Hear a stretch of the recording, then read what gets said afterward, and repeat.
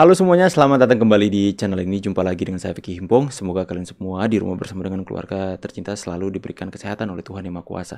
Kita akan segera untuk membahas cuplikan video yang sudah saya rangkum. Ada berita-berita hangat terupdate yang akan kita bahas, so stay sampai selesai teman-teman. Dan sebelum kita masuk ke dalam pembahasannya, buat kalian semua yang mau pesan kaos seperti yang saya pakai di sini teman-teman, atau saya pakai dalam pembuatan konten, ada berbagai macam jenis desainnya. Kalian bisa melihat toko online saya di Shopee. Linknya saya akan sertakan di sematan komentar video ini. Ada juga WhatsApp admin saya di sana. Jadi baju-baju ini bukan hanya sekedar baju, tapi ada desain sebagai pesan kita bahwa kita akan bersuara lewat, tidak perlu bersuara lewat ya seperti ini teman-teman, tapi pakai kaos dengan memiliki pesan bahwa kita ini peduli dengan perubahan di negeri ini. Kita akan segera bahas videonya satu persatu. Let's go. Sebagaimana sebelumnya Komisi Pemberantasan Korupsi mendorong Dewan Perwakilan Rakyat untuk dapat segera membahas dan mengesahkan RUU perampasan aset. Yes. Yang mana RUU atau bila nanti disahkan menjadi undang-undang ini memiliki tujuan dan dampak yang sangat positif bagi pemberantasan korupsi di Indonesia ke depannya. Tentunya akan lebih memudahkan lagi dalam rangka penindakan,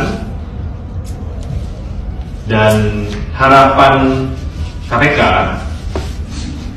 para anggota DPR RI yang sudah dilantik ya, dapat memahami bobot dari RUU pemberantasan korupsi ini. RUU perampasan aset. Sebenarnya ini seperti jebakan ya. Kalau kayak gitu, tanya aja satu persatu setiap anggota DPR yang duduk di sana. Apakah Anda ingin mensahkan perampasan aset? Ya, jika mereka katakan mau, it's okay, next. Dan jika ada yang katakan tidak mau, apa alasan Anda? Apa alasan Anda tidak mau padahal ini adalah hal yang baik. Ya. Kalau Ketua DPR RI Puan Maharani tidak mau mengesahkan RUU perampasan aset koruptor, berarti DPR tidak ada manfaatnya untuk negara. Lebih baik bubarkan saja biar tidak menambah beban keuangan negara. KPK ingatkan DPR periode 2004-2009 ada keberanian. Ya, harus berani. Jangan-jangan kalian takut kalian yang terjerat kalau gitu. Berarti ada permainan di belakang yang tidak diketahui selama ini kalau gitu ya.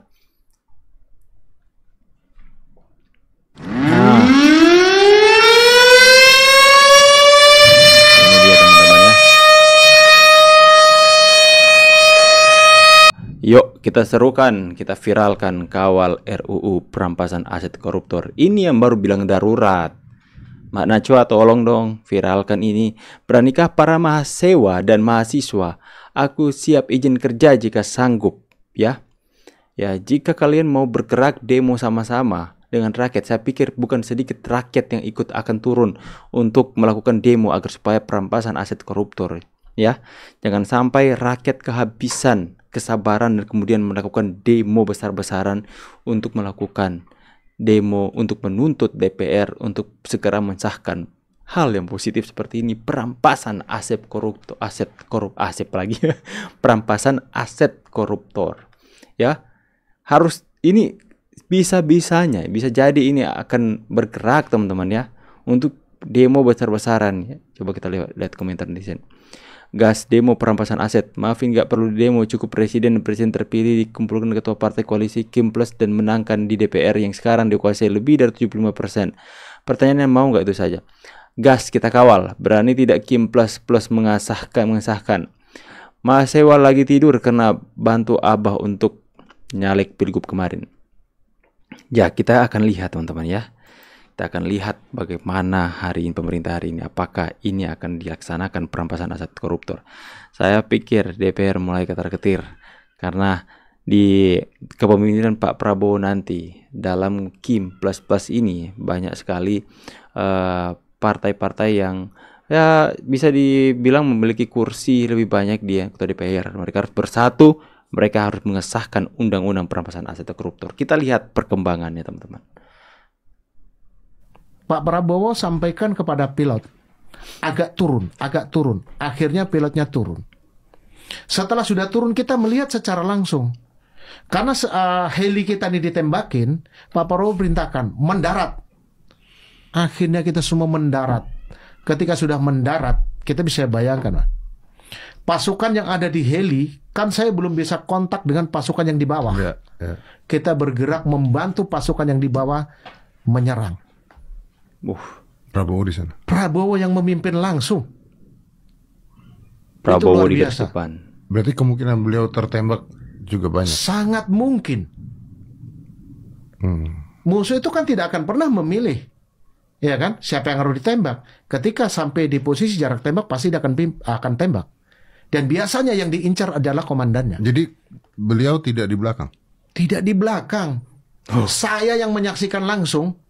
Sampai teman-teman saya yang kompi Delta sama kompi Alpha itu berteriak-teriak. Pak Prabowo sampai Itulah pemimpin ya. Pemimpin tidak di belakang tapi di depan memacu semangat dan keberanian para anak buahnya, teman-teman. Pemimpin bangsa sesungguhnya. Saya diancam mau diculik. Penculiknya mabok kecubung. Ini kita baca kemarin komentar netizen seru-seru ya. Soal Ketua BEM Uneri ini dia kena batunya, teman-teman ya. Itu kualat ya, hina Presiden Prabowo hari ini ya. Hari ini banyak yang ngeledek dia soal body shaming ya. Dan kemarin dia mengatakan saya diancam mau culik. Kemarin kita sudah baca komentar-komentar netizen dan itu benar-benar seru ya. Coba kita lihat sekarang komentar netizen lagi ya. Penculiknya Amin Rais plus Roy Suryo. Emang penculiknya kuat bawa drum minyak? Netizen, oh netizen, perutku kaku baca komen kalian. Jangan memfitnah penculik. Jangan fitnah penculik. Penculik mana yang goblok ya? Mau nyulik harus chat dulu. Apalagi yang mau diculik bentelan karung. Bang, penculiknya kuat bawa lemari ya memang. Baru kali ini penculik banyak embela dan banyak iya ya, baru kali ini penculik ya. Penculiknya itu kan penjahat. Kenapa penculik yang dibela? Aduh, emang ada penculik yang bisa angkut gapura terminal. Spesialis penculik bukan begitu, adek. Penculiknya bawa alat eskavator kah?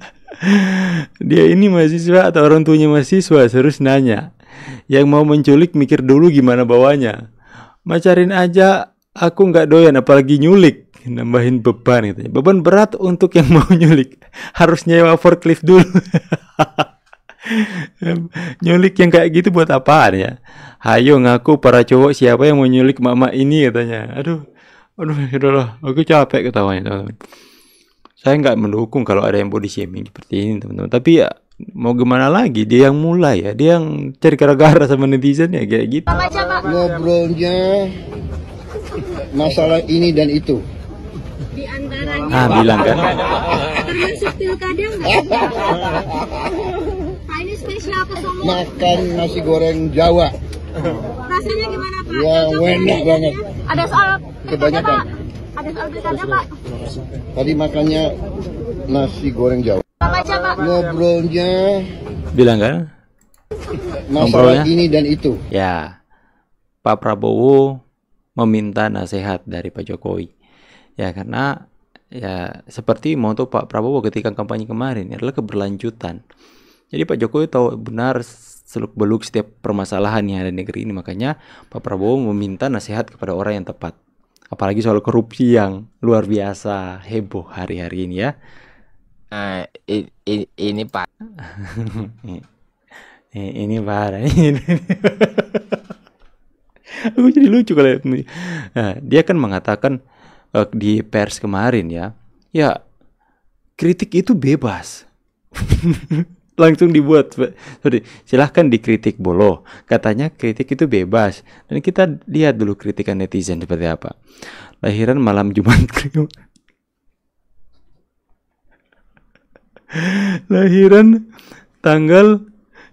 Lahiran malam Jumat Kliwon tanggal 13 gerhana bulan. Tanya, ini masih saudaranya Mak Lampir? Itu tong minyak itu tah. Kok mirip Dokter Tifa? subuh mau menjelang gelap dong. Subuh mau menjelang pagi. Kok gerhana bulan total, kembaran Tarwiyah. Anak ini besok jadi menteri apa yang cocoknya ya? Suketi, kayak Gapura kecamatan gak sih? Dagingnya ngumpul.